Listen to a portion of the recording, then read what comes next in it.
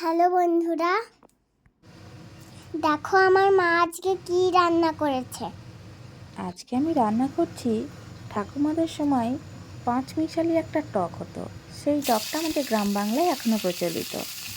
খিচুড়ি হলে এই টক ছাড়া আমাদের যেন জমেই না। তাই এই রেসিপিটা দেখতে একদম ভুলো না। কড়াইয়ে তেল গরম করে তাতে 5 ফোড়ন, লঙ্কা ফোড়ন দিয়ে 5টা সবজি যেমন কুমড়ো, আলু, ভেন্ডি, টমেটো আর কচু একটু নুন হলুদ দিয়ে ভেজে তার মধ্যে ভাজা মশলা দিয়ে আবারও একটু নাড়াচাড়া করে ভেজে জল দিয়ে বেশ কিছুক্ষণ ঢেকে দিলেই সবজিগুলো সেদ্ধ হয়ে যাবে।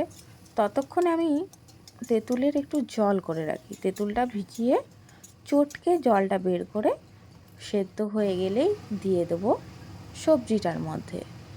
এবার কিন্তু সবজিটা সবজি থাকলো না, টক হয়ে গেল। এবার কি করব, এতে একটু নুন ও চিনি দিয়ে দেবো।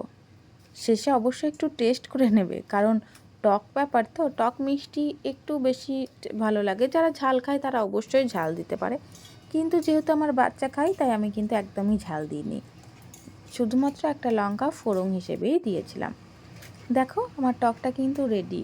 টেস্টও অপূর্ব সুন্দর। তোমরা অবশ্য বানিয়ে আমার রেসিপিটা ফলো করে বানাও, আর আমার পেজটা অবশ্যই ফলো করো। আমায় কিন্তু জানাতে ভুলো না কেমন হয়েছে।